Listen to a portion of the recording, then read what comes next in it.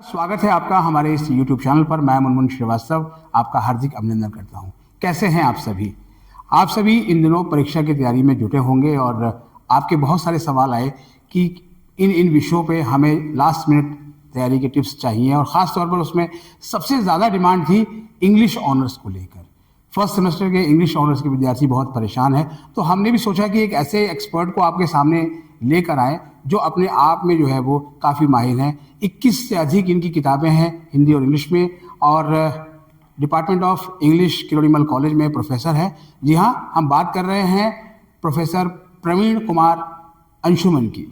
और प्रोफेसर प्रवीण कुमार अंशुमन किसी परिचय का मोहताज नहीं है, बहुत लंबे समय से DU के किरोड़ीमल कॉलेज में पढ़ा रहे हैं और इंग्लिश इनका स्पेशलाइजेशन है। और आज हमारा सौभाग्य है कि सर हमारे साथ बात करने के लिए मौजूद है। स्वागत है अंशुमन जी हमारे चैनल पर।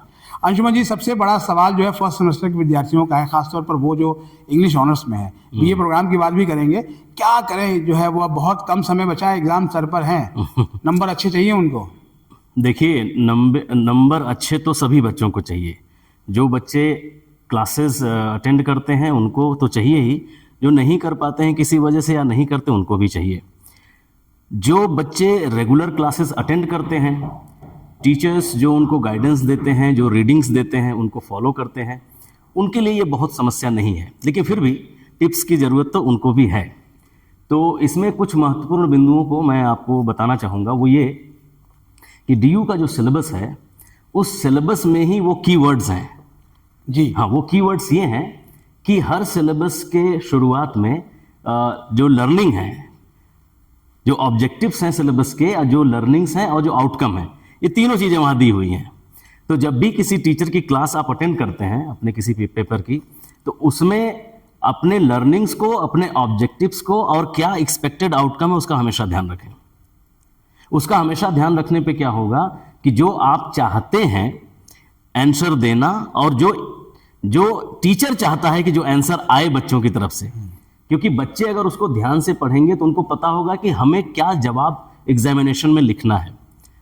और टीचर को तो वो पता ही है क्या ऑब्जेक्टिव्स हैं और क्या लर्निंग्स हैं और क्या लर्निंग अल्टीमेटली आउटकम आएंगे इसका। जब आप उसके कॉन्सोनेंस में चलेंगे, उसके पैरेलल चलेंगे, तो you will be able to bring out what the teacher actually wants. तो ये ध्यान रखना है।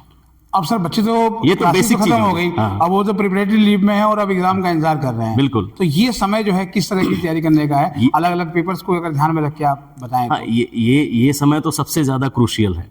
ये समय इसलिए भी क्रूशियल है कि पूरे सेमेस्टर में कहीं ना कहीं किसी न किसी रूप में बच्चे क्लासेस से लेकर एक्स्ट्रा करिकुलर एक्टिविटीज़ तक बिजी रहते हैं। ये जो शुद्ध रूप में समय उनको मिलता है, जिसका पूर्णतः उन्हें ध्यान रखना चाहिए। अब इसमें क्या है कि कुछ बच्चों की आदत, जो कि अच्छी आदत होती है नोट्स बनाने की, क्लास लेक्चर नोट्स, वो उसको ज़रूर देखें। आजकल AI का ज़माना है, उससे हम बच नहीं सकते, और अमूमन हम देखते हैं कि हर कोई उसका उपयोग भी कर रहा है, टीचर्स भी कर रहे हैं, बच्चे भी कर रहे हैं। तो जो कीवर्ड्स, जैसे कि मैं अब अगर आपको कुछ बता रहा हूं कि इस तरीके से आंसर को, और उसको मैं बताऊंगा भी आंसर राइटिंग कैसे करते हैं, तो उन सारे कीवर्ड्स का इस्तेमाल आप AI के ज़रिए भी कर सकते हैं। हमें अब जैसे फर्स्ट ईयर के बच्चे को किसी विषय पर जो उसके सिलेबस में उसको पढ़ाया जा रहा है, अगर उसको एक रिसर्च आर्टिकल दिया जाए अच्छा, तो अच्छा मैटर मिल सकता है, लेकिन वो थोड़ा ज़्यादा गहराई में गया हुआ। लेकिन मैं ये मानता हूँ कि आजकल के हमारे बच्चे इतने नाइव नहीं रह गए जी, बहुत तेज हैं बच्चे, तो उससे भी चीज़ें वे ग्रैस्प कर लेते हैं, वो भी काम करता है। तो उसमें जो भी महत्वपूर्ण बिंदु हैं, वो बिंदु उस ऑब्जेक्टिव से मैच जितने कर रहे हैं, वो जो लर्निंग आउटकम है उससे जो मैच कर रहे हैं, उसको लेके नोट्स बनाना बहुत ज़रूरी है।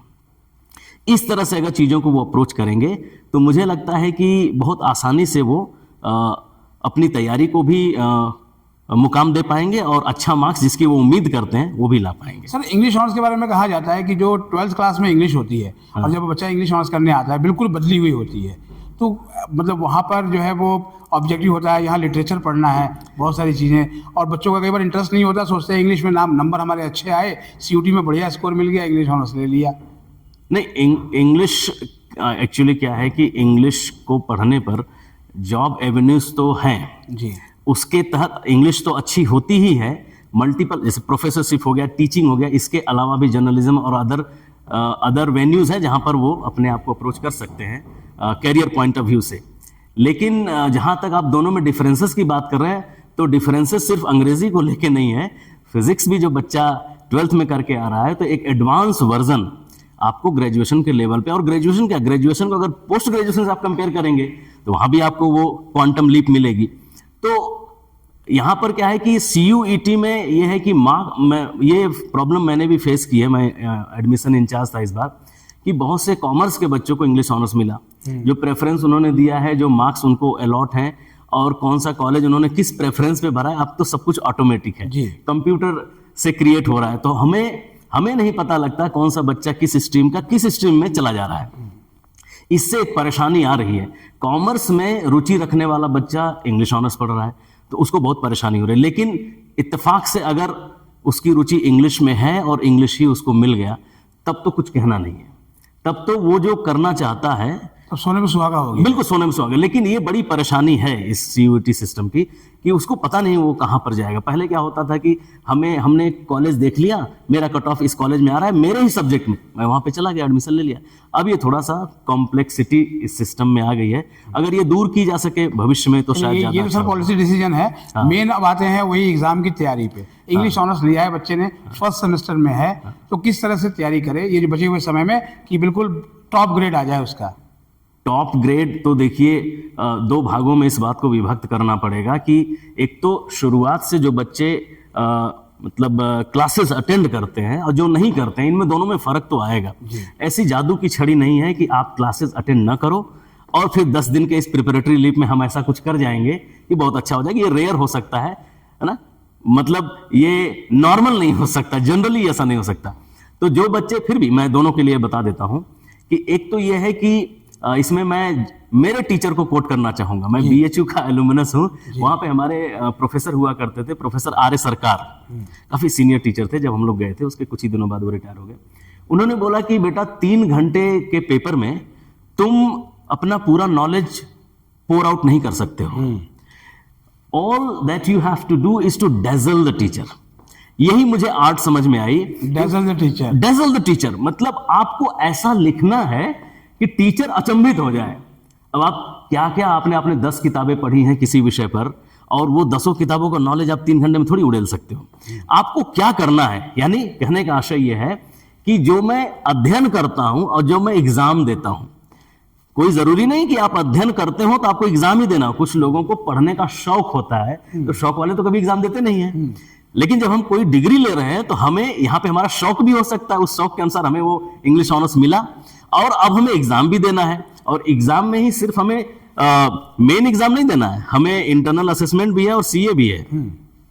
तो बच्चों आपके लिए CA कंपोनेंट भी है 30+5 अटेंडेंस के लिए, तो वहां अटेंडेंस का भी आपको ध्यान देना है। यानी आप क्लासेस अटेंड करोगे तभी आपको वो 5 मार्क्स मिलेंगे।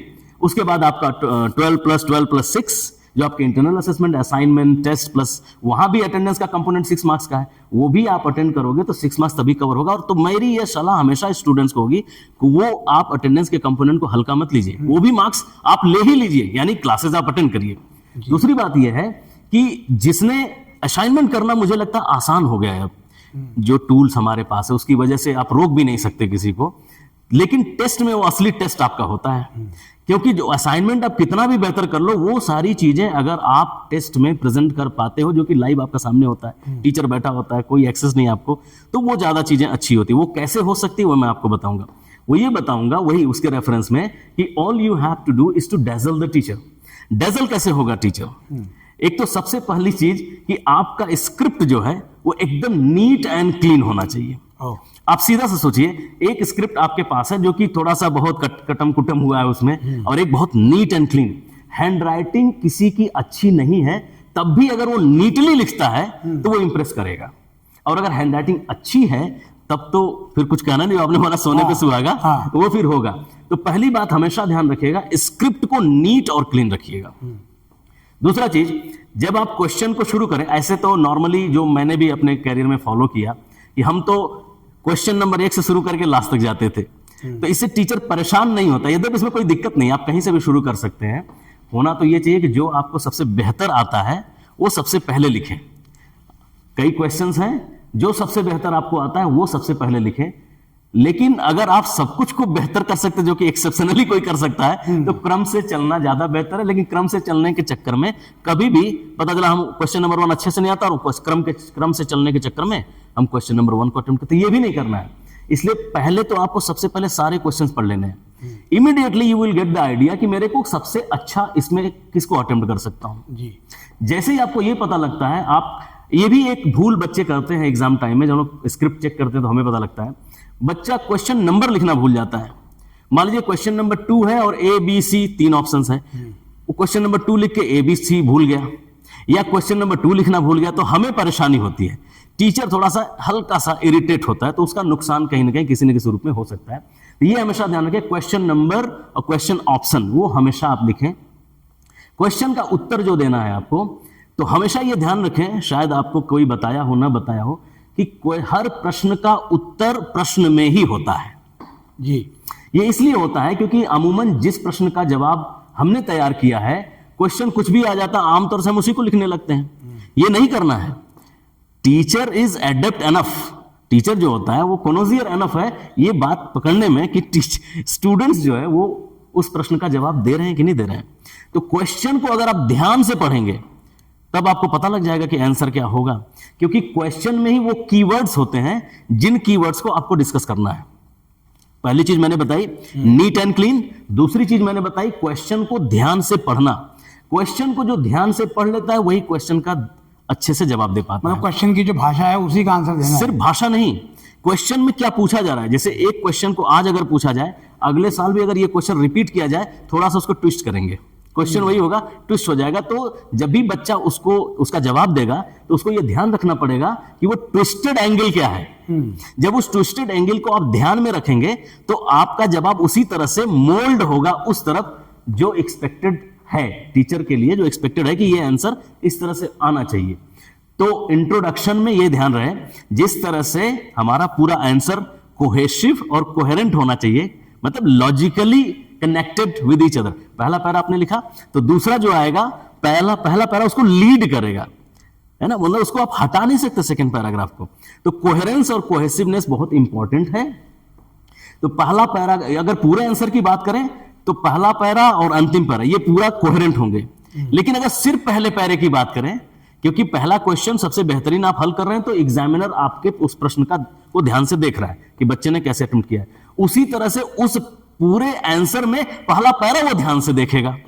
तो जो कोहेरेंस आपने पूरे आंसर में मेंटेन किया है, वो कोहेरेंस आपको पहले पैराग्राफ में भी मेंटेन करना है। कहने का मतलब, जब क्वेश्चन को आपने ध्यान से पढ़ा, उसके जो कीवर्ड्स हैं, तो उसमें आपको पता है कि क्या वो पूछ रहा है, क्या वो चाहता है और क्या वो एक्सपेक्टेड आउटकम होगा।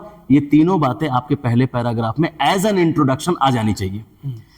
तब टीचर को पता लगता है कि हाँ, ये एकदम कोहेसिव और कोहेरेंट आंसर है, बच्चे को सब कुछ पता है। 2-3 चीजें और ध्यान रख लें इंट्रोडक्शन में, ये कि अगर कोई कोटेशन आप डाल सके, टेक्सचुअल कोटेशन एक अगर डाल सके कहीं, या फिर कोई सेकेंडरी कोटेशन किसी क्रिटिक का नाम, क्रिटिक का कोटेशन, ये अगर डाल सके तो आपका जो आंसर है और इंट्रोडक्शन पार्ट जो है वो बहुत स्ट्रांग हो जाता है। उसके बाद जो कीवर्ड्स प्रश्न में पूछे जा रहे हैं, वो सारे कीवर्ड्स इंट्रोडक्शन में मेंशन होने चाहिए। उन्हीं कीवर्ड्स को आगे आप बॉडी पार्ट के रूप में एक्सप्लेन करेंगे, एक्सप्लोर करेंगे, एक्सपाउंड करेंगे। जब आप ये पूरा कर लेंगे तो फिर आप एंड में पूरे का जो आपने लिखा है इंट्रोडक्शन के आधार पे ही आप कंक्लूड करोगे चीजों को। इतनी बातें हैं मूल रूप से, मौलिक रूप में। ये है सर कि एग्जाम कैसे देना है ये। हाँ, एग्जाम कैसे देना है। और एक चीज और मैं ऐड करूंगा कि जो महत्वपूर्ण बातें हमने लिखी हैं वो टीचर को जरूर दिख जाए, इसका ध्यान रखना होगा। वो कैसे दिखेंगे ये भी इंपॉर्टेंट है जी, वो बता दीजिए। हाँ, यूपीएससी के एग्जाम में तो ये सब नहीं कर सकते, लेकिन इस लेवल के एग्जाम में कर सकते हैं। वो ये है कि कुछ बच्चे अंडरलाइन करते हैं, और अंडरलाइन जब हम लोग स्क्रिप्ट चेक करते हैं तो हमारा ध्यान तुरंत सीधे it is driven towards those important points which have been underlined. तो जब आप इंट्रोडक्शन, बॉडी पार्ट और कंक्लूजन कर रहे हैं तो उसमें हाईलाइट भी आप कर सकते हैं। हाईलाइट करने के 2 तरीके हैं। पहला वाला ज्यादा बेहतर है, दूसरा वाला उतना बेहतर नहीं है। पहला वाला यह है कि पेन चेंज कर दी जाए, यानी ब्लैक एंड ब्लू अगर पेन यूज कर रहे हैं तो एक तो अगर आप हेडलाइंस लिखते हैं, इंट्रोडक्शन हो गया, उसके बाद हेडलाइंस के तहत आप जाएं। हेडलाइंस के तहत जहां जहां वो वर्ड्स महत्वपूर्ण आ रहे हैं उनको आप दूसरे कलर से लिखें, यानी अगर ब्लू से पूरा आंसर है तो उसको ब्लैक से लिखें, ब्लैक से तो ब्लू से लिखें। उससे ध्यान जाएगा। वो अगर, क्योंकि उसमें हमेशा आपको पेन चेंज करनी है, अगर वो आप नहीं कर पाते हैं तो आप अंडरलाइन करें। अंडरलाइन करने वाला सेकंड स्तर पे होना चाहिए। अगर आप उसको कर सके तो वो बेहतर प्रेजेंटेबल भी होगा और that will drive the attention of the teacher which will fall on your side, into your favour. ये तो सर जो आपने बताया, ये इंग्लिश ऑनर्स के बच्चों के अलावा दूसरे कोर्स के बच्चों के लिए भी कोई भी ये बच्चा, बिल्कुल वैसे ही है। बिल्कुल ये तो कोई भी कहते हैं कि एग्जाम का जो है ये वो पूरा पैटर्न है जो आपको फॉलो करना है। पैटर्न है। हाँ। लेकिन अगर खासतौर पर इंग्लिश ऑनर्स वाले को कहें तो इन दिनों वो किन किन चैप्टर्स को या किन उसको ध्यान में दें? देखिए, चैप्टर्स तो ऐसे सीधे सीधे बताया नहीं जा सकता, जी। ये बताना जायज भी नहीं है। हाँ। पहली बात है कि एक तो मैं व्यक्तिगत तौर पर क्वेश्चंस को सिलेक्ट करने में विश्वास नहीं रखता। मैं ये विश्वास रखता हूं कि जो सिलेबस हमारे लिए डिजाइन किया जाता है वो हमारी बेहतरी के लिए किया जाता है। लिटरेचर में खासकर अगर मैं कहूं, हमारे माइंड के एवोल्यूशन के लिए किया जाता है। और जो किसी भी सिलेबस में जो आउटकम लिखे जाते हैं उसके तहत हमारा जो सोचने का तरीका है, क्योंकि हमारा सोचने का तरीका यदि रूपांतरित होता है, बदलता है, तो हम एज अ सिटीजन भी बदलते हैं। एज अ सिटीजन बदलते हैं तो as a citizen of a nation, यानी नेशन भी बदलता है। यानी ये लॉन्ग प्रोसेस है जो हमारे एक के रूपांतरण से, ट्रांसफॉर्मेशन से, एवोल्यूशन से पूरी दुनिया बदलती है। तो मैं इसमें विश्वास नहीं करता कि हम सिर्फ, क्योंकि जैसे ही हम सिलेक्टिव, मैं उस पर बताऊंगा, लेकिन सिलेक्टिव जैसे ही होते हैं वैसे ही हम एजुकेशन का और सिलेबस का पर्पस किल करते हैं। तो मैं उस किल करने के पक्ष में नहीं हूं। फिर भी अगर आपको इसका ध्यान देना, क्योंकि ध्यान देना पड़ेगा, मैंने शुरू में बोला था कि पढ़ाई करना और एग्जाम देना दोनों बिल्कुल अलग बात है। आपने देखा होगा बहुत से बच्चे बहुत अच्छी पढ़ाई करते हैं लेकिन अच्छा नंबर नहीं ला पाते। बहुत से बच्चे उतनी अच्छी पढ़ाई नहीं करते फिर भी अच्छा नंबर ला लेते हैं। कहने का आशय यह है कि अच्छा पढ़ना, गहरा पढ़ना, ज्यादा पढ़ना और अच्छा मार्क्स लाना दोनों अलग अलग आर्ट है जी। अच्छा पढ़ने वाला अगर उसके अंदर आर्ट नहीं है मार्क्स लाने की, तो मार्क्स नहीं ला पाएगा। तो मार्क्स लाने का पैटर्न क्या होना चाहिए? मार्क्स भी लाना जरूरी नहीं तो आपका काम चलेगा नहीं। मार्क्स लाने के लिए old question papers, that's the only way. PYQs। बिल्कुल, अगर आप 2-4 साल का आप देखें पैटर्न तो आपको इतना समझ में आने लगेगा कि किन क्वेश्चंस की संभावना है। यद्यपि जिन क्वेश्चंस की संभावना है उस पर तो आपको ध्यान देना ही है, लेकिन उन पर भी ध्यान देना चाहिए। अगर 100% उस पर दे रहे हैं तो 80% अदर डायमेंशंस पे भी दें। ऐसा ना हो कि आपने इतना सिलेक्टिव हो गए आप कि आप उस पर पूरा ध्यान दे दिया आपने और दूसरे डायमेंशंस पे आपने ध्यान दिया ही नहीं और वो क्वेश्चन आ गया तो आप किंग करते हुए विमूढ़ हो गए। ऐसा भी नहीं होना चाहिए। तो ये चीजें अगर ओल्ड क्वेश्चन पेपर को कंसल्ट किया जाए जुडिशियसली तो आप एग्जाम को अच्छे से टैकल कर सकते हैं। जी। और सर इन दिनों पढ़ने का शेड्यूल कैसा होना चाहिए? घर पे हैं बच्चे, पढ़ने का शेड्यूल तो मतलब जो मुझे सहज है वैसा होना चाहिए। कहने का आशय ये है कि कुछ बच्चे मॉर्निंग में उठकर पढ़ना पसंद करते हैं। ओल्ड जनरेशन, हमारे पिता लोग तो हमेशा ये कहते थे ब्रह्म मुहूर्त ब्रह्म मुहूर्त। ब्रह्म मुहूर्त नहीं, आपके भीतर का जो मुहूर्त है जो आपको कंफर्ट देता है, अपने कंफर्ट जोन, क्योंकि आप जितना कंफर्ट जोन में रहकर पढ़ाई करते हैं उतना ज्यादा अच्छा आप पढ़ते हैं। आपका कंफर्ट जोन कुछ हो सकता है, मेरा कुछ और सकता है। आपने टॉप किया, मैंने आपके कंफर्ट जोन को फॉलो करना शुरू किया, बस गड़बड़ हो जाएगा। ये तो हमने ग्रेजुएशन के दिनों से ये बात सीखी कि वहां हमें ये पता लगा, अनुभव हुआ कि नहीं अपना जोन, अपना जो क्लॉक है उसको फॉलो करना है। अपनी बॉडी क्लॉक जो है वो, अपनी बॉडी क्लॉक, बिल्कुल फर्क नहीं पड़ता कि किसने टॉप किया, उसका क्या शेड्यूल था। अक्सर ऐसा होता है जो IAS टॉप कर जाएगा, इस एग्जाम में टॉप कर जाएगा, उसके इंटरव्यूज आते हैं, लोग सोचते हैं ऐसा करने से ऐसा होता है। बिल्कुल नहीं, अपने कंफर्ट जोन को नहीं छोड़ना है, अपने कंफर्ट जोन में रहकर चीजों को करना, वहीं बेहतर कर सकते हैं। एक चीज और बताना चाहूंगा कि एग्जाम जब आता है तो स्ट्रेस आना स्वाभाविक है ना। एग्जाम जब आएगा तो स्ट्रेस आता ही है, स्ट्रेस नहीं आए तो समझ जाना कुछ गड़बड़ है। यानी स्ट्रेस आना स्वाभाविक है, एग्जाम जब आएगा तो स्ट्रेस आएगा ही। लेकिन एक्सेस ऑफ स्ट्रेस अगर हो रहा है तो फिर गड़बड़ है। स्ट्रेस का ना आना भी गड़बड़ है, बिल्कुल स्ट्रेस ना होना ये लापरवाही की तरफ ले जाता है और वो डर की तरफ ले जाता है। स्ट्रेस बैलेंस होकर आना वो बहुत अच्छी बात है, क्योंकि वो आपको रेगुलेट करता है, वो आपको बताता है कि आपको किस तरह पढ़ना है। जो शुरुआत से पढ़ाई किए हुए हैं उनके लिए बहुत समस्या नहीं है, क्योंकि वो अच्छे से चीजों को टैकल कर लेंगे। जो चीजें मैं बता रहा हूं या और लोग और हर क्लास में टीचर्स बताते हैं, एंड में तो हम भी अपने बच्चों को बताते हैं और भी सारे टीचर्स बताते हैं कि क्वेश्चन पैटर्न को किस तरह से टैकल करना है। वो सारे बच्चों को पता होता है, लेकिन फिर भी कुछ ऐसी कॉमन चीजें होती है जो हमें पता लगनी चाहिए। तो उसमें मैं ये कहना चाहूंगा कि स्ट्रेस को मैनेज करने के लिए ये है कि बहुत कूल रहना है। एक्चुअली जब आप यहाँ पैदा हो गए इस जीवन में ना, तो आप सबसे बड़ी परीक्षा दे रहे हैं, जीवन परीक्षा। अब ये सब परीक्षाएं बहुत बड़ी परीक्षाएं नहीं है, तो इसी तरह से लेना है लाइटली। जो मेथड्स हैं, मेथड्स ऑफ स्टडी, उसको फॉलो करना है और एग्जाम के एक दिन पहले पढ़ाई छोड़ देनी है। अच्छा, पढ़ना नहीं है एग्जाम? बिल्कुल नहीं पढ़ना है। कुछ बच्चे मूवी देखने, हम लोग के सब मूवी मूवी भी नहीं देखना है, रिलैक्स रहना है। आपको पता होगा ना, बहुत बार ऐसा होता है कि आप बोलते हैं अरे वो क्या था, वो मेरे it is on the tip of tongue, वो आ नहीं रहा है, ऐसा कोई शब्द होता है ना, रिकॉल नहीं हो रहा है, लेकिन वो आता कब है? वो क्योंकि आप स्ट्रेस देते हो इस समय कि आ जाओ आ जाओ, और वो नहीं आता है। जैसे ही आपका दिमाग फ्री होता है और अचानक वो पॉपअप करता है। रिलैक्स माइंड में जितना अच्छा आप लिख सकते हो, समझ सकते हो, उतना कभी भी। अच्छा, एक और मैं ऐड करना चाहूंगा, पता नहीं आप पूछ पाएंगे, मुझे ध्यान आ गया। मेमोराइज करने की समस्या बहुत आती है। हाँ, वो भी भूल जाते हैं। हाँ, हमारे भी बैच में कुछ बच्चे थे, 2-3 ही थे जो पूरा का पूरा आंसर रट लेते थे, लेकिन वो बहुत अच्छी बात नहीं होती है। उसकी वजह से हो सकता है आपका मार्क्स अच्छा आ जाए। मार्क्स लाना ही सिर्फ मकसद नहीं है, मार्क्स भी आना चाहिए और समझ भी डेवलप होनी चाहिए। यानी किसी भी डायमेंशन को, लिटरेचर के या किसी भी सब्जेक्ट के, आप उसका अध्ययन कर रहे हैं तो समझना है उसको। और अगर आपकी लैंग्वेज अच्छी नहीं तो लैंग्वेज पे काम करना है, क्योंकि लैंग्वेज अगर थोड़ी सी वीक होती है ना तो वो भी डेजल नहीं कर पाती टीचर को। लैंग्वेज बहुत ही परफेक्ट होनी चाहिए, ग्रामर एकदम सही होना चाहिए, पंक्चुएशन सही होना चाहिए, क्योंकि अगर इसमें गड़बड़ियां हैं आपके तो टीचर का जो ध्यान है वो वहीं पे फंस जाएगा। बहुत बार हम असाइनमेंट चेक करते हैं, हमारे तुम्हारा असाइनमेंट चेक करेंगे, तुम्हारा ग्रामर चेक करें। जब at the syntactical level everything is perfect, तब हम आपका कॉन्सेप्ट देखते हैं कि बच्चे ने लिखा क्या। अब हम ग्रामर ही देख रहे हैं, स्पेलिंग मिस्टेक है ये, तो स्पेलिंग मिस्टेक, ग्रामर और ये सब इस लेवल पे तो बिल्कुल अक्षम्य है, बिल्कुल नहीं होना चाहिए। दूसरा लेवल आएगा कि आपका आंसर तभी देखा जाएगा। तो मैं मेमोरी वाली बात बताना चाह रहा था। मेमोरी में प्रॉब्लम क्या होती है कि कोई भी चीज आपने इस मोमेंट में अगर रखने की कोशिश की तो ये स्ट्रेस ज्यादा देगा एग्जाम टाइम में, क्योंकि वो भूलने का चांस रहेगा। परमानेंट मेमोरी कौन सी होती है?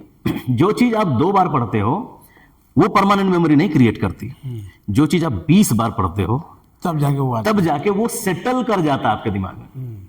वो चीजें आपके जीवन में ऐसे सेटल करती हैं, आपको फिर अलग से रटना नहीं पड़ता, और अलग से जब रटना नहीं पड़ता तो कोई स्ट्रेस नहीं होता है। अभी सारी बातें सर आपने बताई, ये बिल्कुल रेगुलर के बच्चों की जो लगातार क्लास अटेंड करते हैं। यू के स्कूल ऑफ ओपन लर्निंग में भी इंग्लिश ऑनर्स है, वहाँ के विद्यार्थी भी जानना चाहते हैं कि उनको तो कई बार ढंग से किताबें भी नहीं मिलती हैं और ये समस्या मटेरियल भी नहीं मिलती है कुछ भी। वो ये इस बचे हुए समय में क्या तैयारी करें, कैसे करें सर?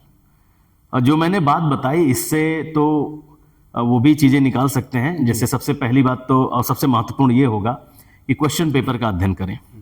क्वेश्चन पेपर का अध्ययन करके इंटरनेट पे भी सारे मटेरियल्स आजकल उपलब्ध हैं, एआई भी बहुत हेल्प करता है इसमें।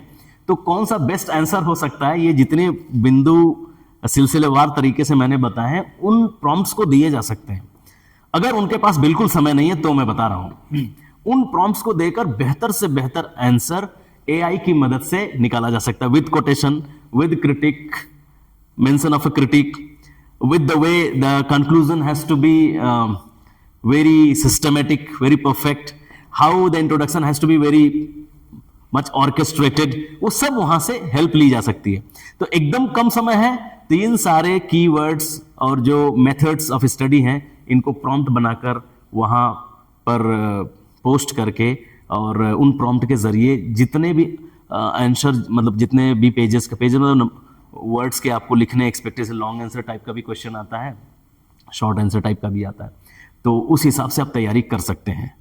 आपने इतने अच्छे शब्दों में बच्चों को सर जो है वो जानकारी दी और गागर में सागर भर दिया। शुरू में मैंने कहा भी था, इसलिए शायद जो 21 किताबें आपने लिखी हैं उसका ये निचोड़ है कि आपने ना केवल इंग्लिश ऑनर्स के बच्चों को बल्कि हर विषय के बच्चों के लिए ये टिप्स दिए हैं। आपका बहुत बहुत धन्यवाद। कुछ और सवालों के साथ हम फिर आपके साथ जो है वो बैठेंगे और नए हैं चैनल को सब्सक्राइब कर लें और इसे अपने दोस्तों के बीच शेयर करें। मिलते हैं एक और एपिसोड के साथ, तब तक के लिए नमस्कार।